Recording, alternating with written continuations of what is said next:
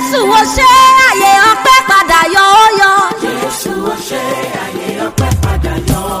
Elédùmarè o ọba àjíkẹ́ gbanigbani tí ń gbani lọ́jọ́ ogún le. Àwa máa dúpẹ́ atọ́pẹ́ dá nítorí ẹnu ọpẹ́ wa ò kan. Elédùmarè gbọpẹ́ wa nítorí Pastor Folarin olúwa ṣeun la ṣe mọ́pẹ́ wá. Elédùmarè tẹ́wọ́ gbọpẹ́ wa bàbá àgbà. Gẹ́gẹ́ bá a ṣe mọ̀ pé ìṣẹ́ kì í dédé ṣe tí ò bá nídìí obìnrin ìkú jẹ́ kúmólú. Ẹ má sọ mí dá Láròyé Ìbàdàn. Mo láya Pastor Folarin olúwa ṣeun ìyẹn Pastor Mrs Folarin olúwa súnmisọ́lá àti Abraham ńná gbé mi jáde bí ọmọ tuntun. Wọ́n ní ọ̀nkú ẹ̀dí onílọ́jọ́ bíi Pastor Folarin olúwa ṣeun wá bá wa kí wọ́n délé bàbá tó bí wọn lọ́mọ. Àmọ́ síwájú ohun gbogbo ẹ jẹ́ á kọ́kọ́ fìbà fẹ́ni tó níbà. Bàbá mi ọ̀gbàgbà tí ń gba láì lára olùgbèjà ọmọ òrukàn. Ẹ̀rù jẹjẹ tí ń bẹ létí òkun pupa ẹkùn ọkọ Fáráò ní bàbá.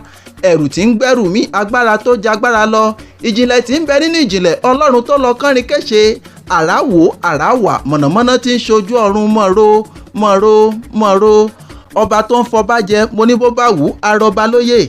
Ìjòyè tó jùjòyè lọ ní bàbá mi ẹ̀rù tí ń gbẹ́rù mí alágbádá iná aláwọ̀ tẹ́lẹ̀ oòrùn. Bàbá mi ló lókèlè àbùbù tán ẹni bá forí sọ bàbá mi forí sọ kú. Pastor Folarin olúwa ṣe ó ní òun ò lè dúpẹ́ tán bàbá mímọ́ tẹ́wọ́ gbọpẹ́ wa. Folarin o mo wá ní kó o tẹ́tí bẹ̀lẹ̀ jẹ́ kó o máa gbóhùn mi bí mo ṣe ń kí ọ̀dẹ́lẹ̀ bàbá tó bí ọlọ́mọ.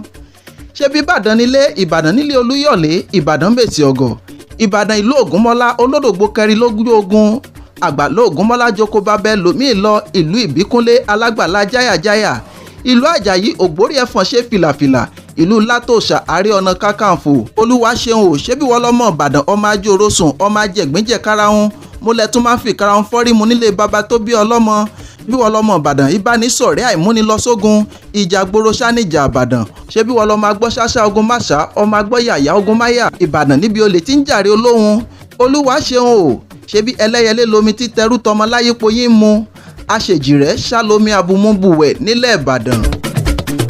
Ọmọ ọlọ́jọ́ òbí mo wá ní o tẹ́wọ́ àdúrà kó máa ṣàmí mo ní wàá dàgbà wàá dògbò wàá fèrè ìgìjòbì lágbára Elédùmarè ọba olúwa súnmisọ́lá ní sọ fún wípé wàá gbogbogbogbogbò wàá tọ́tọ́tọ́ ó ní wàá máa tayọ láàrin ọ̀rẹ́ ó lò ní kúkú àìtọ́jọ́ ó lóun ò ní sunkún rẹ ò ní fàìsàn lògbà ìyókù ọjọ́ ayé rẹ wàá lò nínú ọlá wàá lò nínú ọlà ó máa ga sí ni ò ní relẹ̀ láíláí ogun ó ti lówó rí kò lówó mọ́ ó ní kò ní jẹ́ tirẹ̀. Abraham wá ní sọ fún yín wípé ìfàmì òróró yín kò ní gbẹ ẹ máa dàgbà sí nínú ìmọ̀ Ọlọ́run ẹ ní dohun èlò àlùpàtì.